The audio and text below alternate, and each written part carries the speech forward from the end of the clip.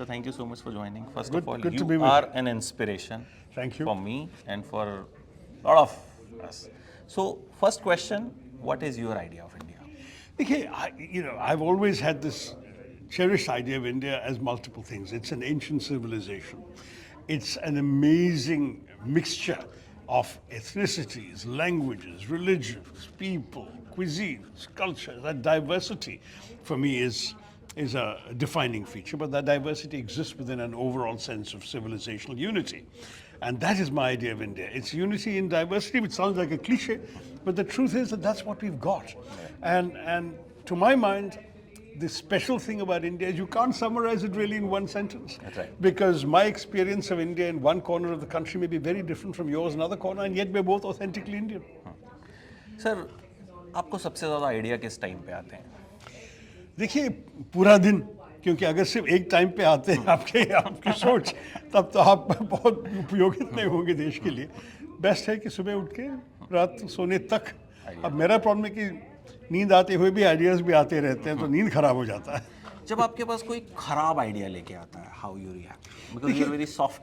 Problem है कि कभी कभी आइडिया की खराबी है बाद में पता चलता है। आइडिया अच्छा लग रहा है, आप शायद उसको इस्तेमाल करेंगे, कुछ कहेंगे, कुछ करेंगे, उसके बाद सडनली आपको पता चला कि आइडिया अच्छा नहीं था।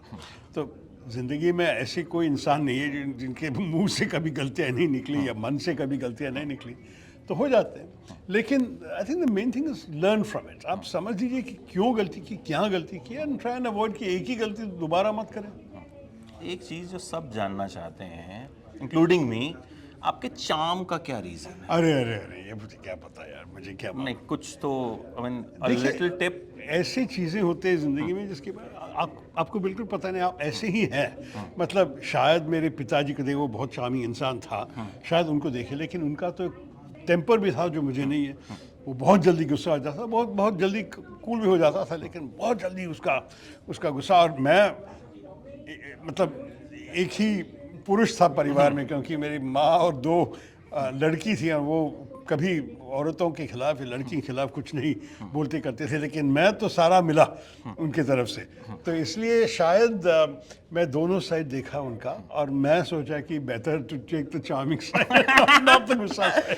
अच्छा, अगर आपके ऊपर एक फिल्म बने, अरे who can play Shashi Tharoor as per you? कौन बनाएगा मेरे ऊपर? नहीं, hypothetical.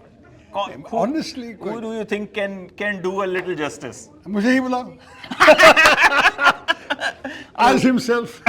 Who is your favorite heroine? Heroin तो बहुत बहुत सारे हैं, लेकिन डोंट फॉरगेट, मैं तो बहुत सालों से देख रहे हैं। बचपन में तो जीनत अमान थी, मुमताज़ थी, मतलब right, so that was a different generation. बाद में जब मेरे बच्चे पैदा हो गए तो माधुरी दीक्षित, तो जो कभी मुलाकात नहीं उनसे, ये सब दूर की बात कह रहा हूँ। जीनत जी से मुलाकात हुई एक बार, जब मैं मेरे कॉलेज के स्टूडेंट्स यूनियन का एक मेरा दोस्त था जो रोटी कपड़ा और मकान का प्रीमियर ऑर्गेनाइज किया, तो उसके लिए वो आई थी और वहाँ मुलाकात हुई। लेकिन बाकी सारे तो दूर की एडमिरेशन है। माधुरी दीक्षित जो थी, मैं भारत में वापस आने के बाद कई एक्ट्रेसेस से डायरेक्टली मिला, तो उसके बाद obviously it's a different kind of appreciation because you met them, you've seen them, they're lovely, they're smart, but you also know them as human beings. ये सिर्फ स्क्रीन की दूरी का आदर नहीं है, तो इसमें भी कुछ फ़र्क होता है। तो ऐसे भी मैं तो कहीं से मिले हैं। मैं कहूँगा कि मैं जो देखा on the screen, I appreciate acting talent. When you meet somebody, you appreciate the personality, the nature Absolutely there. right. तो एक्टिंग टैलेंट मैं जो देखा, मैं ज़्यादा सिनेमा देखने के मुझे वक्त नहीं मिलता, लेकिन मुझे बहुत अलग अलग किस्म के एक्ट्रेसेस को एडमिरेशन मिले। I thought Vidya Balan was fantastic, some very demanding roles. Nandita Das, very different. दोनों से मुलाकात हुई, and I like them as people, but it's different when you see them on the screen because they are performing, they are bringing their art, their craft, their skill to show you all. तो ये सब आपको देखने से अलग अलग होते हैं, लेकिन मैं एक चीज़ कहूँगा, अंत में what matters is इंसानियत। किस किस्म के आदमी, औरत, व्यक्ति है, उनसे आप कैसे रिलेट कर सकते हैं, that is far more important at the end. बाकी जो भी लोग सोचते हैं तो सुपरफिशियल बातें हैं, या दूर की बातें हैं, या परफॉर्मेंस की बातें हैं। आपको फिल्म्स ओटीटी देखने का टाइम मिलता है? नहीं You मिल रहा है consume? बिल्कुल भी नहीं। नहीं यार, Last मैं तो कोई याद सारी चीज़ को सब्सक्राइब कर रहा हूँ, लेकिन मुझे जब भी वक्त थोड़ा सा मिला तो मैं क्रिकेट देखना पसंद करता हूँ, लेकिन वो भी मुझे काफ़ी टाइम नहीं मिल रहा है। क्रिकेट का हाइलाइट्स देखने का अगर वक्त मिले तो मैं खुश हूँ, that's the maximum I can manage. लेकिन कभी कभी मैं भी चाहूँगा कि मुझे याद है एक बार नरेंद्र मोदी जी से मुलाकात हुई जब वो प्रधानमंत्री हो के 1 साल भी नहीं हुआ था, राष्ट्रपति भवन में हम साथ साथ बैठे थे ऑफिशियल बैंक में। मैंने पूछा कि आप सिनेमा देखते हैं? उसने कहा नहीं, मुझे वक्त नहीं मिलता। तो मैंने कहा देखिए, आप तो जनता के नेता है, आपको ये नहीं लगता कि सिनेमा देखने से अच्छा लगेगा कि जनता क्या सोच रहे हैं, जनता क्या क्या देख रहे हैं? और अब यही प्रश्न में मुझसे ही पूछना पड़ेगा। मोदी जी अभी सिनेमा देख रहे हैं मेरे ख्याल में, क्योंकि वो बहुत सिनेमैटिक रेफरेंसेस करने लगा। लेकिन मुझे सही बात कहूँ तो मुझे इसके लिए जो टाइम नहीं मिल रहा है, मैं अपने आप से पूछ रहा हूँ कि ये I am guilty of the same thing that I was asking him. Should I not find the time because I should know what people are seeing. मैं तो केरल की मतलब सांसद हूँ, जनप्रतिनिधि हूँ, तो मेरी जनता मलयालम सिनेमा में क्या देख रहे हैं मुझे जानना चाहिए। तो मैं भी अभी मन में एक न्यू ईयर्स रेजोल्यूशन बनाया कि मैं सिनेमा देखना चाहूँगा, फिर भी अब तक देखा नहीं। मेरे स्टाफ से कहा ये भाई एक तो डाउनलोड कर दो, मेरे सारे OTT के सब्सक्रिप्शंस हैं, एक दो डाउनलोड करके मुझे iPad में दे दो, कभी ना कभी वक्त मिलेगा। लेकिन प्लेन पे पहुंचा और डाउनलोड देखने के अलावा पढ़ रहा हूँ। तो यही भी प्रॉब्लम है मेरा कि जो कुछ मैं करना चाहता हूँ सब चीज़ के लिए वक्त नहीं मिलता। एक last question sir, sometimes when you write things, sometimes नहीं, I think every time when you write things, आपके कुछ वर्ड्स होते हैं जो दुनिया को तब पता चलता है व्हेन शशि थरूर राइट और फिर उन पे एक रिसर्च शुरू होती है कि यार इसका मतलब क्या हुआ, फिर उस पे आर्टिकल छपते हैं। How you find those words? नहीं फाइंड करें कि तो अगर कुछ खो गए तो आपको ढूंढना पड़ता है ना, मैं तो ढूंढा नहीं, तो बचपन से ही पढ़ते पढ़ते एक एक वर्ड। मुझे याद है जब मैं फरागो इस्तेमाल किया, सब लोग फरागो ढूंढने लगे, और ऑक्सफोर्ड डिक्शनरी का ट्वीट आया कि ये 10 लाख लोग क्यों एक वर्ड को ढूंढ रहे हैं सारे भारत से। मुझे भी अजीब सा लगा, क्योंकि जब मैं कॉलेज में था सेंट स्टीवेंस में, हम इस्तेमाल करते थे इस शब्द इस्तेमाल करना बड़ी अजीब बात नहीं थी, क्योंकि डिबेट में बहुत ज़्यादा डिबेट कर रहा था। डिबेट में दूसरे को आक्षेप करने के लिए हम कहते थे कि वो जो कह रहा है बिल्कुल फरागो ऑफ गलत है, जो तो मैंने ऐसे ही इस्तेमाल किया था, सोचा कि सब लोग जानते हैं। तो कभी कभी क्योंकि I believe that words are about communication. You must use words that people understand. How do you communicate your ideas? अगर अपना सोच वो लोग समझे नहीं तो कोई फ़ायदा नहीं बोलने से।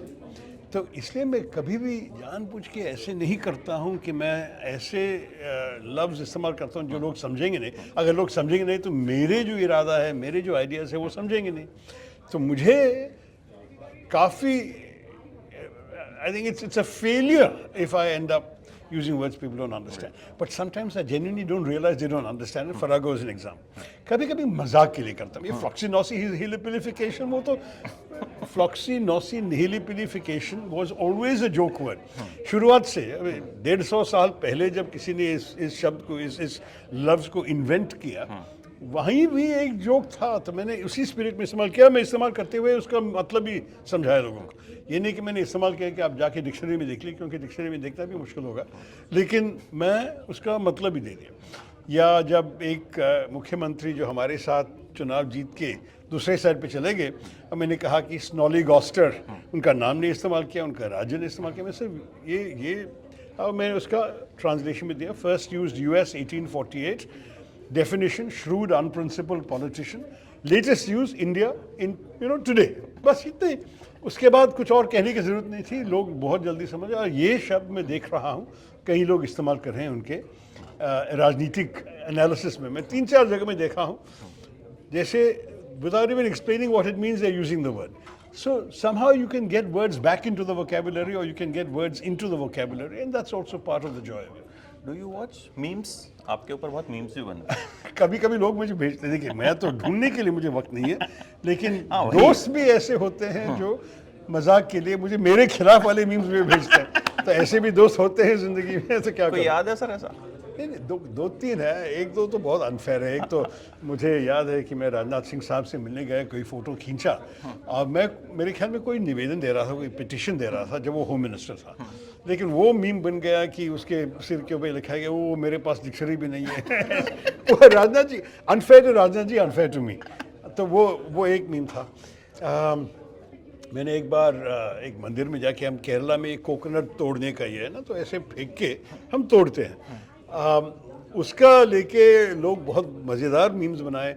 एक तो मैं क्रिकेट फील्ड में किसी को रन आउट कर रहा हूँ ये नारियल के साथ, और ये सब, तो ये इसी फोटो को लेके अलग अलग जगह पे लगा के, तो इस किस्म के मीम्स में देखा हूँ। एंजॉय करते हैं आप? देखिए, ऐसे हंसना ही पड़ता है, क्योंकि अंत में अगर आप सब चीज़ के लिए ऑफेंडेड होते हैं तो ज़िंदगी बहुत अनप्लेजेंट लगेगा आपको। तो मैं तो खुश हूँ कि लोग ऐसे भी देखे हैं जहाँ पे गैदरिंग में कई सारे बॉलीवुड स्टार्स हैं, हाँ आप हैं, तो दे सेट कि अब उन्हें कोई पूछने वाला नहीं है, all women will be around Shashi Tharoor. नहीं, देखिए, as long as it last you may as well enjoy it. ये तो कभी इंडेफिनिटली तो लास्ट होने वाला नहीं है, लेकिन कभी कभी तकलीफ हो जाता है। अब 6-7 राजनीति होते हैं एक हवाई जहाज में, और एयर होस्टेस से मेरी सेल्फी मांगेगी तो सोचो कि बाकी 6 शत्रु बन गए। सर लेकिन मज़ा तो आता होगा। मज़ा तो आता है, लेकिन उसका भी प्राइस भी पे करना है बाद में। Thank you so much. It was so lovely talking to you, sir. Thank you.